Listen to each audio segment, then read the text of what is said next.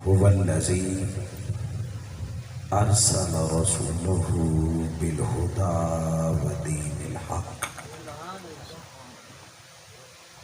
ليظهره على الدين كله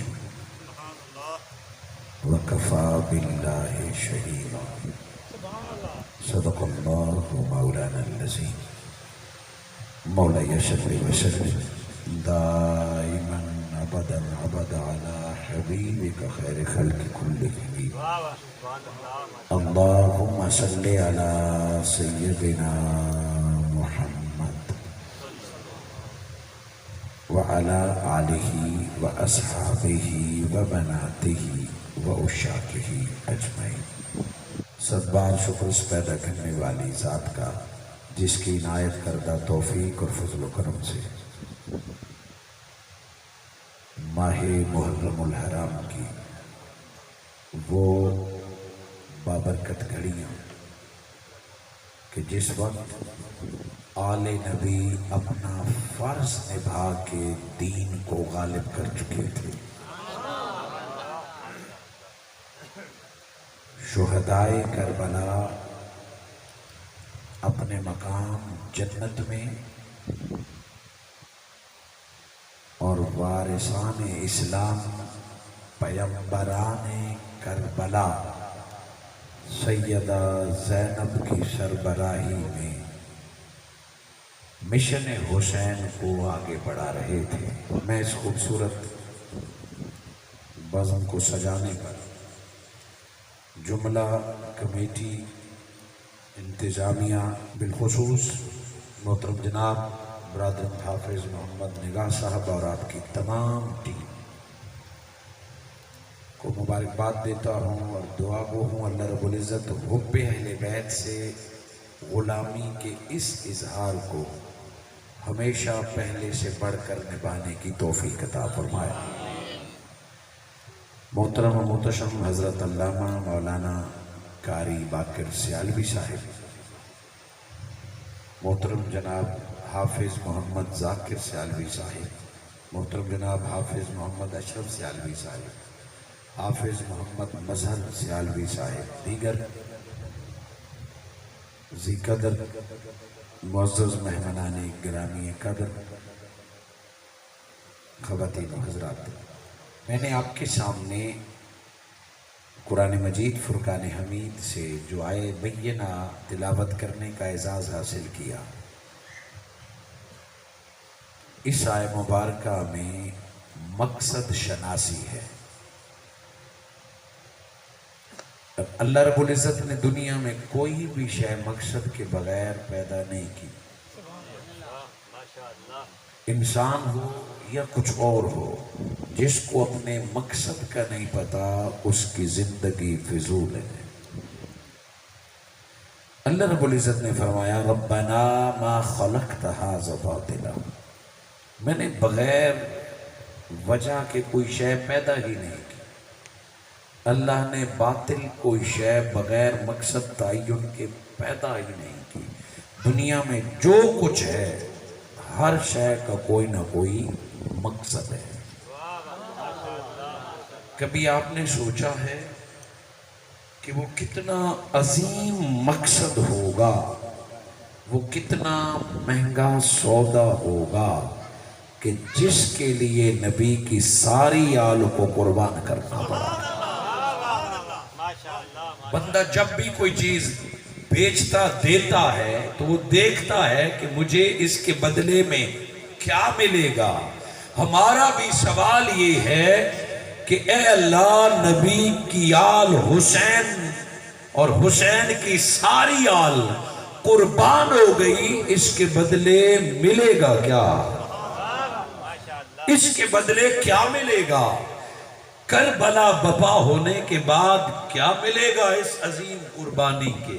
بس جس کو یہ ریپیٹ بند کر، جس کو یہ سوال سمجھ آ گئی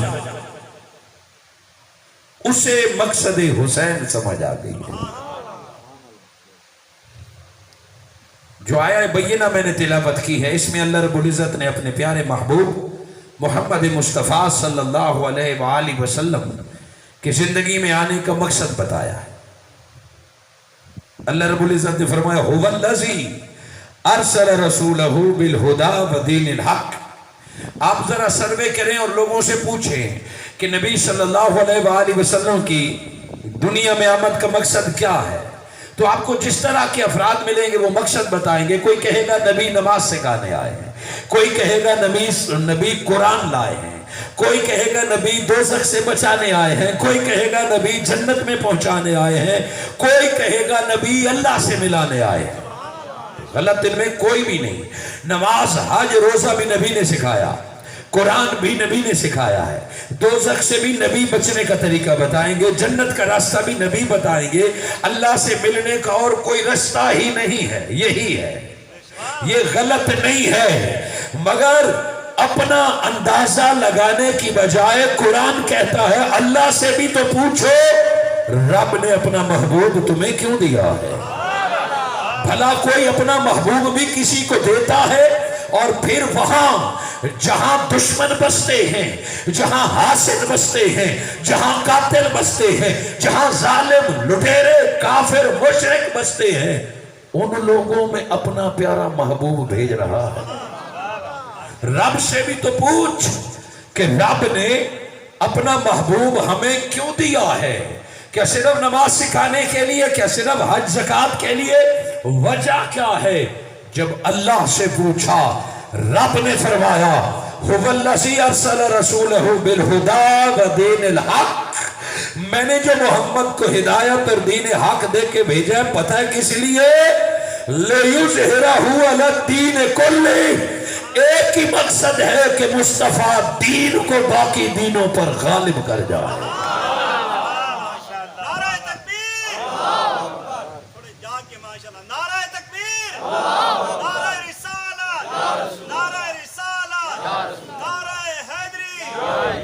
غلب دین کا معنی یہ ہے کہ باقی سب پر فتح حاصل ہو جائے، باقی سارے دین محمد کو تسلیم کر لیں۔ علماء، حفاظ اور روزانہ تقریریں سننے والے ہیں، یہاں اللہ یہ فرماتا کہ میں نے محمد بھیجا ہے اور میں دین غالب کروں گا۔ اللہ قادر ہے کن فیکون کرے تو سارا کفر مٹ سکتا ہے، سارا باطل زمین میں غرق ہو سکتا ہے، پتھروں کی بارش ہو سکتی ہے، مگر رب نے فرمایا لِیُظْہِرَهُ، رب نے مصطفیٰ کو سجا کے سوار کے بھیجا تاکہ میرا محمد خود میرے دین کو غالب کر جائے۔ وہ ضمیر کی کہ وہ محمد دین کو غالب کرے گا، اللہ نے یہ نہیں فرمایا میں غالب کروں گا۔ غلبے کی بات ہے تو قرآن میں ایک مقام پہ اللہ رب العزت نے فرمایا لَأَغْلَبَنَّ أَنَا وَرُسُلِي، ہمیشہ اللہ اور اس کا رسول سب پر غالب رہیں گے، مگر رسول کی ڈیوٹی لگائی ہے کہ میرے نبی دین کو بھی سب پر غالب کر دیجئے۔ مقصد ہے میرے آقا کی زندگی کا، اور جتنا بڑا مقصد ہو اتنی بڑی قربانی دینی پڑتی ہے۔ دین سیکھنا آسان ہے، مسجد میں بیٹھ کے سیکھا جا سکتا ہے۔ دین سکھانا آسان ہے، دربار مسجد میں بیٹھ کے کعبے میں بیٹھ کے دین سکھایا جا سکتا ہے۔ مسجدوں میں، مدرسوں میں، درباروں پر دین سیکھا اور سکھایا تو جا سکتا ہے، مگر مسجد میں بیٹھ کے دین غالب نہیں کیا جا سکتا۔ سیکھنا سکھانا ہوتا ہے مسجد میں، اور غالب کرنا ہو تو کافر سے ٹکرانا پڑتا ہے۔ مسجد سے نکل کے پھر کربلا آنا پڑتا ہے، پھر بدر آنا پڑتا ہے۔ تم اگر سمجھو کہ مسجدوں میں دین غالب ہو جائے گا تو کبھی بھی نہیں، دین جب بھی غالب ہوگا یا بدر میں ہوگا یا کربلا میں ہوگا۔ غلبہ دین کے لیے جتنا مقصد بڑا اتنی زیادہ قربانی دینی پڑتی ہے۔ جتنا عالی شان مقصد ہو، کوئی پوچھے تو صحیح کہ کیا منزل تھی کہ نبی کی ساری آل قربان ہو گئے۔ میرے آقا صلی اللہ علیہ وآلہ وسلم نے جب اعلان نبوت فرمایا 40 برس کی عمر عزیز میں، تو ہر طرف سے دشمنی شروع ہو گئی۔ 40 برس پہلے بھی تو مکہ میں گزارے، کوئی اونچا بولتا نہیں تھا مصطفیٰ کے پاس، صادق اور امین کہتے تھے، مگر جب میرے آقا نے فرمایا لا الہ الا اللہ، ان جھوٹے خداؤں کو نہیں مانتا، الا اللہ، سوائے اللہ کے کوئی معبود نہیں، تو کافر بھی دشمن ہو گئے، باطل بھی دشمن ہو گیا۔ یہودی عیسائی نے جب سنا کہ محمد الرسول اللہ، میں محمد اللہ کا رسول ہوں، تو باقی سارے بھی نبی کی ذات کی دشمن ہو گئے۔ سو مکہ ہی سے قربانی، دکھ درد کا آغاز ہو گیا۔ پتھر انسان نے مارے ہیں، کوئی جنات نے نہیں مارے۔ نبی مکرم کو پتھر لگے، دندان مبارک شہید ہوئے، چہرے سے خون آیا۔ نبی مکرم کے گھر کے سامنے کوئی کانٹوں کا پورا باڑ لگا دے، یہ جنات نے نہیں کیا، یہ انسان نے کیا ہے۔ میرے آقا کے گھر میں گند پھینک دے، یہ بھی مکہ کے لوگوں نے کیا ہے۔ حضور صلی اللہ علیہ وآلہ وسلم خانہ کعبہ میں نماز ادا فرما رہے ہیں، سجدے میں ہیں کہ ایک بدبخت نے نوجوانوں کو انعام کی لالچ دے کے کہا کہ کوئی ہے جو اس بندے کے کاندھے پر گن سے بڑی اوجڑی رکھ دی، وہ بھی اونٹ، فلاں جگہ پہ اونٹ مرا پڑا ہے، اس کی اوجڑی اٹھا کے کوئی محمد کے کاندھے پہ رکھ دے۔ وہ جانتے ہیں یہ وہ پاک بدن ہے جہاں مکھی کو بھی بیٹھنے کی اجازت نہیں ہے۔ عمر بھر میرے آقا کے بدن پر مکھی مچھر نہیں بیٹھا، مگر انہوں نے کہا کوئی ہے، یہ بندہ ہمارے خداؤں کو برا بھلا کہتا ہے، نبی کے کاندھے پر کوئی گن سے بڑی اوجڑی رکھنے والا ہے۔ چند نوجوان اٹھے، اوجڑی لینے گئے، جب میرے آقا سجدے میں گئے تو گن سے متعفن بھری ہوئی اوجڑی نبی کے کاندھے پر رکھ دی۔ وہ اتنی بڑی ہیوی وزنی تھی کہ نبی مکرم نے زمین سے سر نہیں اٹھایا۔ وہ ہنسنے لگے، لوٹ پوٹ ہونے لگے، وہ کہکے لگانے لگے، دیکھو دیکھو کیا ہو رہا ہے، اور لوگ دیکھنے آئے۔ دشمن دیکھ کے ہنس رہا ہے۔ سیدہ طیبہ فاطمہ الزہرا کی ابھی چھوٹی عمر ہے، دیکھا کہ باہر کوئی خوشی سے ہنس رہا ہے، باہر کوئی نہال ہو رہا ہے۔ سیدہ طیبہ فاطمہ الزہرا نے حجرے سے باہر دیکھا تو بابا کے کاندھے پر گن سے بڑی اوجڑی پڑی ہے، چھوٹی عمر ہے۔ سیدہ طیبہ فاطمہ الزہرا چادر سنبھال کے آئیں اور اپنے بابا کے کاندھے سے گن سے بڑی اوجڑی روتے ہوئی اتاری، روتے ہوئے بابا کے کاندھے سے اوجڑی اتاری۔ سیدہ طیبہ فاطمہ الزہرا نے اوجڑی اتاری اور روتے ہوئے گھر واپس چلی گئی۔ میرے آقا اٹھے، نماز مکمل فرمائی، خدیجۃ الکبریٰ کے پاس بیٹی فاطمہ الزہرا روتے ہوئی آئی، اپنے اماں کے گلے سے لپٹ کے کہتی ہے، اماں ہمارے بابا نے ان لوگوں کا بگاڑا کیا ہے، ہماری ان سے دشمنی کیا ہے؟ کبھی ہمارے گھر میں پتھر آتے ہیں، کبھی ہمارے گھر میں لوگ گند پھینک جاتے ہیں، کبھی ہمارے دروازے کے سامنے لوگ کانٹے رکھ جاتے ہیں، آج تو میرے پاک بابا پر گند سے بڑی اوجڑی رکھ دی ہے۔ زاروں قطار بیٹی رونے لگ گئی کہ یہ میرے بابا کا پورا عربستان دشمن ہو گیا ہے، ماجرا کیا ہے؟ سیدہ خدیجۃ الکبریٰ کیا جواب دیتی؟ بچی کو سینے سے لگایا، ماں اور بیٹی دونوں رو رہے ہیں۔ میرے آقا آئے، فرمایا میری فاطمہ کیوں رو رہی ہے؟ فرمایا بابا اب بھی نہ رو، لوگ گند اٹھا کے آپ کے کاندھے پہ رکھ دیتے ہیں، میرے خوبصورت بابا کو تکلیف دیتے ہیں۔ نبی مکرم سے پوچھا بابا آپ کی ان سے دشمنی کیا ہے، آپ کا ان سے اختلاف کیا ہے، آپ نے ان کا بگاڑا کیا ہے؟ روتی ہوئی ننھی فاطمہ الزہرا نے یہ سوال کیا۔ نبی مکرم نے فرمایا بیٹی فاطمہ میں نے ان کو کبھی کوئی نقصان نہیں دیا، میں نے ان کو کچھ نہیں بگاڑا، ہاں مجھے کیوں اذیت دیتے ہیں؟ بس اتنا سا قصور ہے تیرے بابا کا، یہ سارے جہنم کی طرف جا رہے ہیں، میں ان کو جہنم سے بچا کے جنت لے جانا چاہتا ہوں، انہیں حق کی دعوت دیتا ہوں، اس وجہ سے یہ میرے دشمن بن گئے۔ اور نبی مکرم نے فاطمہ الزہرا کو رونے سے روکا، بیٹی ابھی آنسو پونچھ دے، ابھی آنکھیں صاف کر، یہ تو آغاز ہے، جتنا ہم آگے بڑھتے جائیں گے امتحانات بڑھتے جائیں گے۔ گویا ننھی فاطمہ کو نبی نے اشارے میں بتا دیا، یہ تو ابھی تیرے بابا پہ گند پھینک رہے ہیں، فاطمہ اس دن کو کیا کرو گی جب رب کی دی ہوئی اولاد تیری ساری نسل کو بدبخت ذبح کر کے رکھ دیں گے۔ ہاں، میرے آقا صلی اللہ علیہ وآلہ وسلم نے روتی ہوئی فاطمہ الزہرا کو تکلیف دی، مگر مکہ کے اس دور میں وہ کیا دکھ تھا جو کافروں نے نبی کو نہ دیا، پانی بھی بند کیا، کھانا بھی بند کیا، پتھر بھی پھینکے، نبی مکرم صلی اللہ علیہ وآلہ وسلم کے رستے بھی روکے، طائف میں پتھر بھی مارے، مگر صبر اور استقامت مصطفیٰ کی یہ کہ طائف میں پتھر مارے، جبرائیل علیہ السلام آئے، یا رسول اللہ اجازت دیجئے، ان ظالموں نے آپ کو پتھر سے زخمی کر دیا، خون بہ رہا ہے، آپ اجازت دیں تو یہ پہاڑ ان پر گرا کر پتھر مارنے والوں کو ختم کر دوں۔ میرے آقا نے جبرائیل کو جواب دیا، جبرائیل میں محمد ختم کرنے نہیں آیا، میں بستیاں بسانے آیا ہوں، میں مٹانے نہیں آیا، میں سیدھے رستے پر چلانے آیا ہوں۔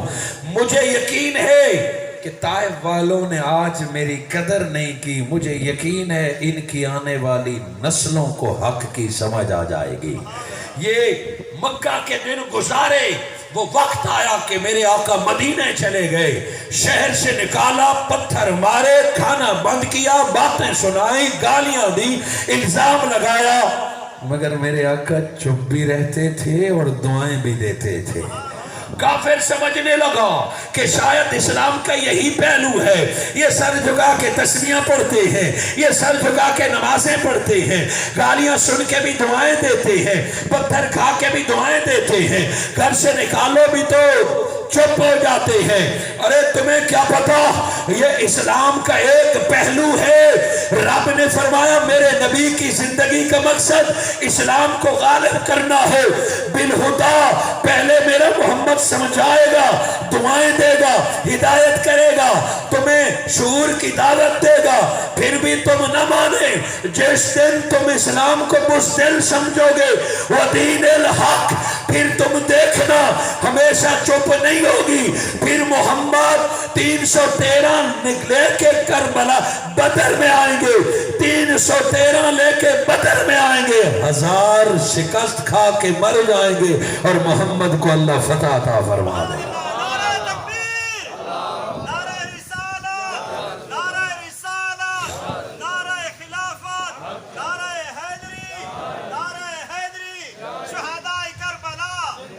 اسلام کے دو پہلو ہیں، ایک معافی کا اور ایک مقابلے کا، ایک نرمی کا ایک سختی کا۔ اللہ رب العزت نے فرمایا بالہدا میں نے مصطفیٰ کو دولت ہدایت دے کے بھیجا۔ ہدایت ہمیشہ نرمی سے کی جاتی ہے۔ قاری صاحب آپ کو رستے میں روک کے کہیں گے کہ بیٹا نماز پڑھا کر، یہ ہدایت ہے، بیٹا وقت پہ آیا کر، یہ ہدایت ہے۔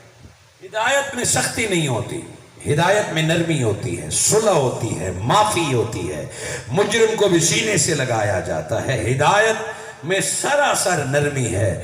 اگلا لفظ بتا رہے وَدِينِ الْحَقِّ، قرآن میں جہاں بھی حق کا لفظ آیا ہے وہ باطل کے مقابلے میں آیا ہے۔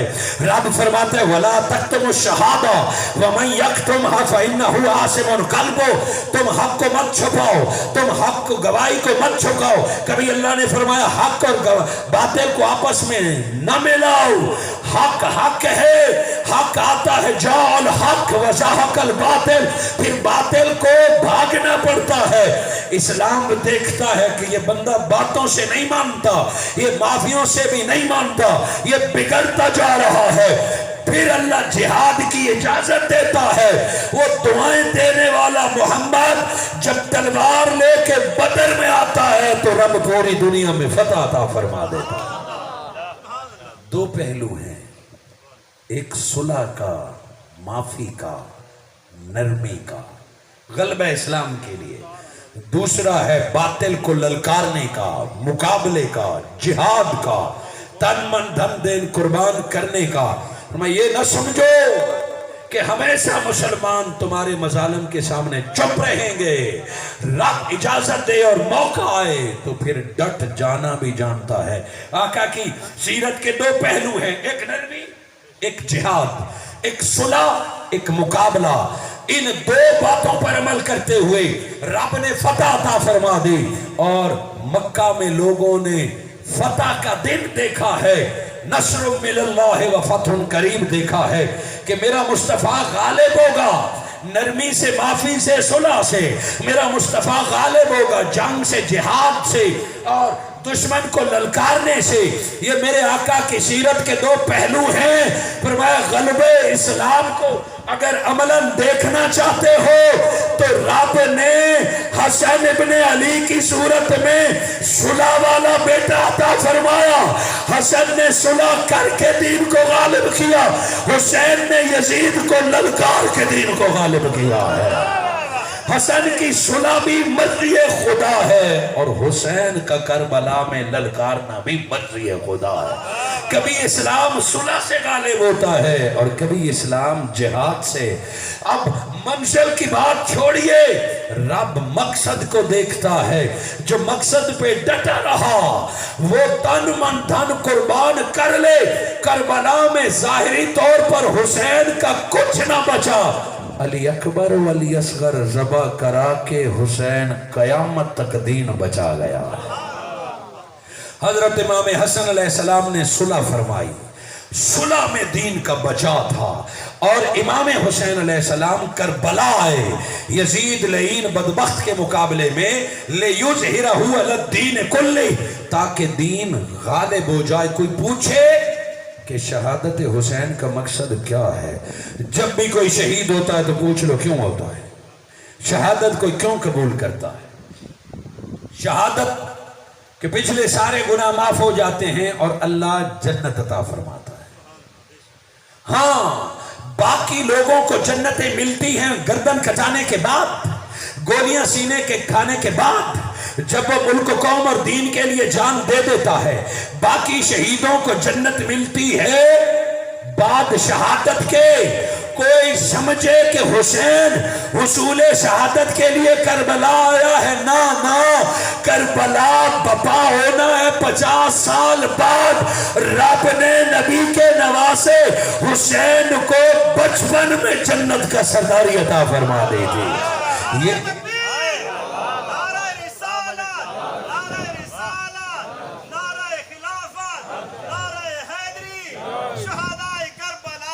جنگ، جنت اتنی مہنگی نہیں ہے کہ حسن و حسین کو قربان کر دیا جائے، فاطمہ و سکینہ اور زینب کو رلا دیا جائے۔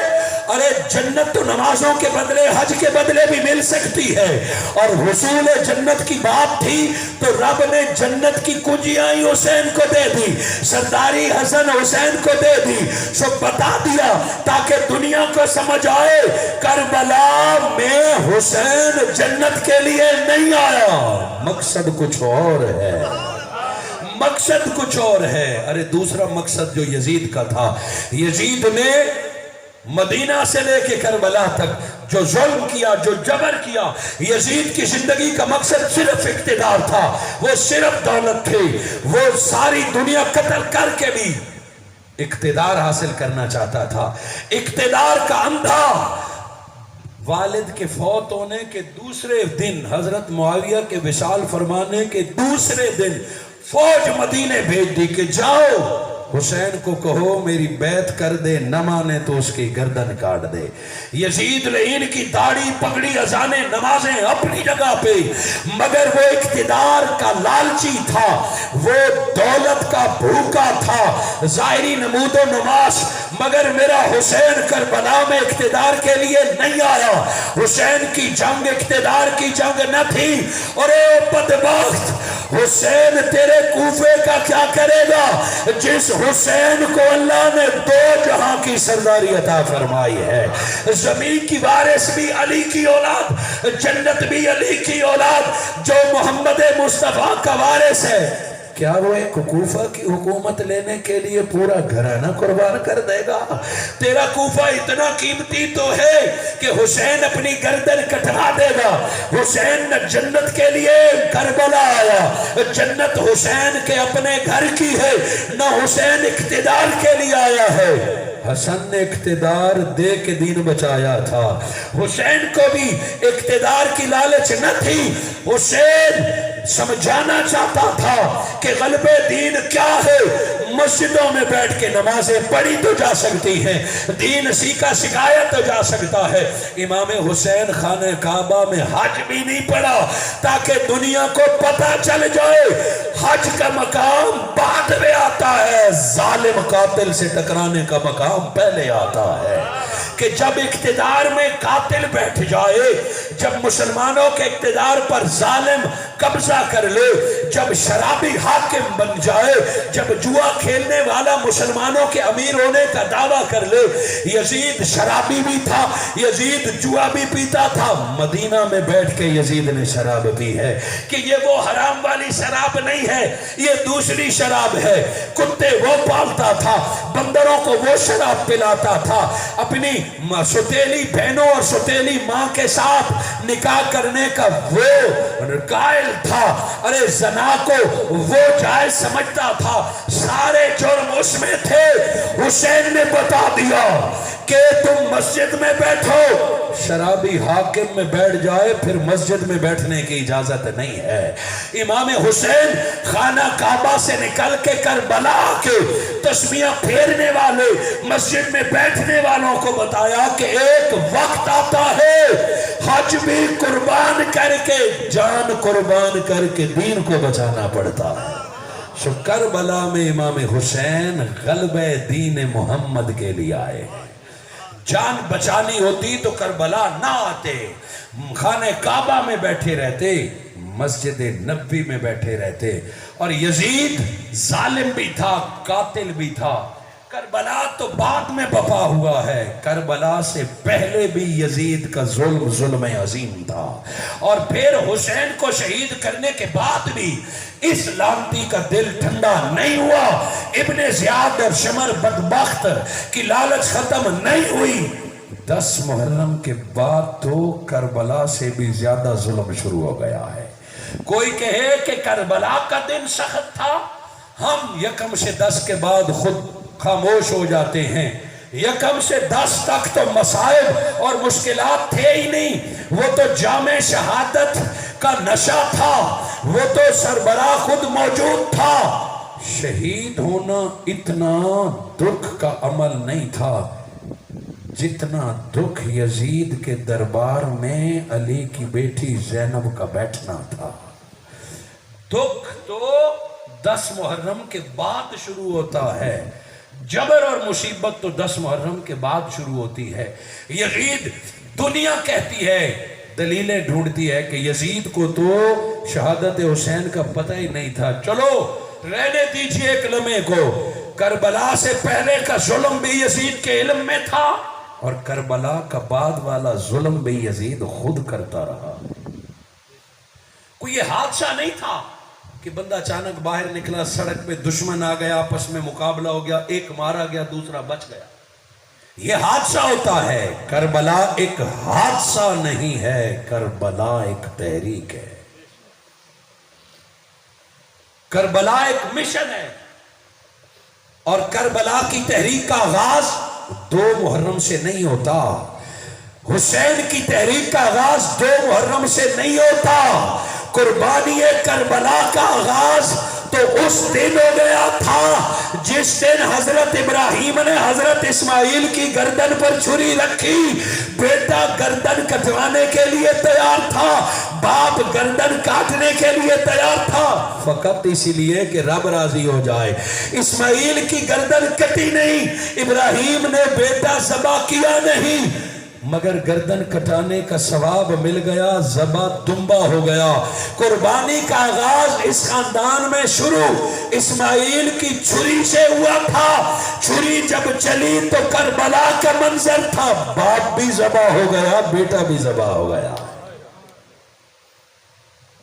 کربلا سے پہلے دیکھیں تو مدینہ المنورہ سے امام حسین خود نہیں نکلے، یزیدی فوج آئی ہے۔ مدینہ کی حرمت کے لیے میرے آقا حسین نے مدینہ چھوڑا، پھر امام حسین مکہ میں رہائش پذیر ہوئے، حج ادا فرما رہے ہیں۔ وہ ظالم قاتل اپنے احراموں میں خنجر تلواریں لپیٹ کر طواف میں آ گئے کہ جب موقع ملے گا حسین کو شہید کر دیں گے۔ 9 اور 10 کو حج ادا ہونا ہے، مگر حسین جان گئے کہ وہ قاتل بدبخت یزید نے بھیج دیا، ابن زیاد نے قاتلوں کو بھیج دیا۔ امام حسین کو صحابہ کرام نے روکا کہ حرم کے اندر رہیں، یہاں کوئی خون نہیں بہاتا۔ تم وہ ظالم کو نہیں جانتے، وہ ایک کرسی بچانے کے لیے کعبہ کے دیواریں اہل بیت کے خون سے رنگین کر دے گا، وہ طواف والی جگہ میں لاشیں گرا دے گا۔ امام حسین نے فرمایا ایک بالشت بھی مجھے مکہ سے باہر نکلنے کا موقع مل گیا تو حسین اس بات پہ خوش ہوگا کہ مکہ میں میری موت نہ ہو، باہر ہو، تاکہ قیامت تک دنیا یہ نہ کہے کہ وہ کعبہ جس کو امن والی جگہ قرار دیا گیا وہ نبی کی آل کی وجہ سے رنگین ہو گیا، کہ کوفے نہ آنے دیا جائے، بندوں سے ملنے نہ آنے دیا جائے، مکہ واپس نہ جائے، مدینہ واپس نہ جائیں، کسی تنہا جگہ پہنچا کے پیاسا حسین کو شہید کر دیا جائے۔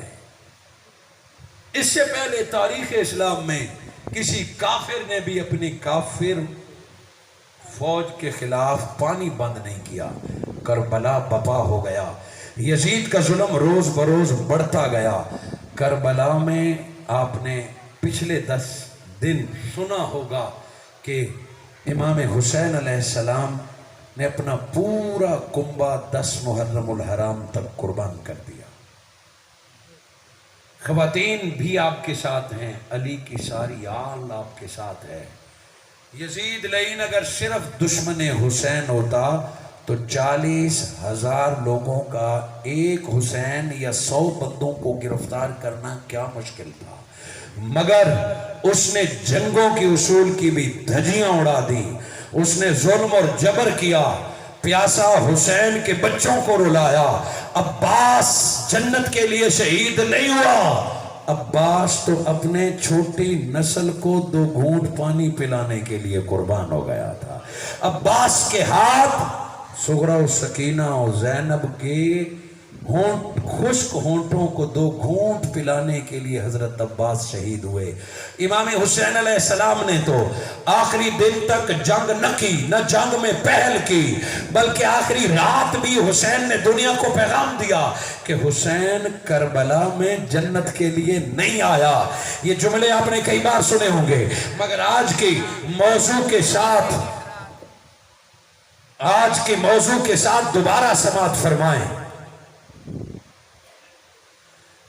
کہ آخری رات جو امام حسین نے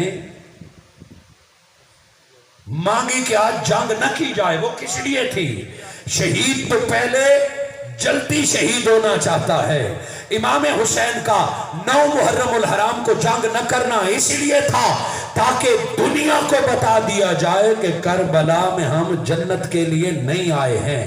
امام حسین نے آخری دن رات کو اپنے سارے خاندان کو، اپنے سارے معاونین 125 لوگوں کو جمع کر کے کہا کہ بس حسین تمہاری وفا سے راضی ہے، تم یہاں سے پلٹ جاؤ، تم کربلا تک آئے۔ کسی نے مدینہ چھوڑا، کسی نے مکہ چھوڑا، کسی نے کربلا آنے سے پہلے چھوڑا، تم کربلا تک آئے، حسین راضی ہے، آج رات لوٹ جاؤ، یزید میرا دشمن ہے، تم آج رات لوٹ جاؤ، حسین راضی ہے۔ چراغ بجھا دیے گئے، جلایا تو کوئی بھی نہیں اٹھا، کوئی بھی نہیں اٹھا۔ پھر فرمایا کیا امام کے وعدے پر اعتبار ہے؟ اگر شہادت جنت کے لیے ہے کہ شہید ہو کے جنت چاہتے ہو تو جنت کا سردار وعدہ کرتا ہے بنا شہادت کے تمہیں نانا سے جنت لے کے دوں گا. پھر بھی کوئی نہ اٹھا. امام حسین نے فرمایا میری زبان پر اعتبار نہیں, ہچکیوں کی آواز آئی, رونے کی آواز آئی. آج دنیا کو سمجھ نہیں آتی کہ یہ لوگ روتے کیوں ہیں. رونا جرم نہیں ہے اگر سچ میں حسین کے لیے کوئی رو رہا ہے. حسین کی محبت میں رونا سنت مصطفیٰ ہے. حسین کی محبت میں رونا سنت فاطمہ الزہرا ہے. اگر محبت حسین اور غم حسین میں آنکھوں میں آنسو آ جائے تو میرے شیخ ڈاکٹر محمد طاہر القادری کا فتویٰ ہے کہ اگر محبت حسین میں رونا آ جائے تو رب مقبول عبادت کا ثواب عطا فرماتا. وہ رو پڑے. امام حسین نے فرمایا کیوں؟ فرمایا حسین جنت پہ یقین ہے کہ تیرے اشارے سے مل جائے گی, مگر جس جنت میں جائیں گے وہاں آپ کی اماں فاطمہ الزہرا موجود ہوگی. کسی دن آمنا سامنا ہو گیا اور ہم سے بی بی پاک نے پوچھ لیا وارے مسلمانوں جب جنت کی ضمانت مل گئی میرے لال حسین کو تنہا چھوڑ دیا, پھر کیا کریں گے ایسی جنت کا؟ پھر کیا جواب دیں گے؟ حسین جنت کی بات رہنے دے, پہلے ہم گردنیں کٹوائیں گے پھر دشمن آپ کے پاس آئے گا. میرا حسین کیا اٹھا مولا گواہ ہو جا یہ لوگ فقط جنت کے لیے نہیں آئے ہیں. کربلا میں اگر 6 ماہ کا علی اصغر بھی آیا ہے تو نانا کے دین کے غلبے کے لیے آیا ہے. کربلا میں جو قدم بھی لگا ہے وہ حصول جنت کے لیے نہیں ہے, وہ حصول رضا مصطفیٰ کے لیے ہے, وہ رب کو راضی کرنے کے لیے ہے. یوں پورا خاندان شہید ہو گیا حتیٰ کہ امام حسین علیہ السلام کا جسد مبارک گھوڑوں تلے روندا گیا اور سر نیزے پہ اٹھا لیا گیا.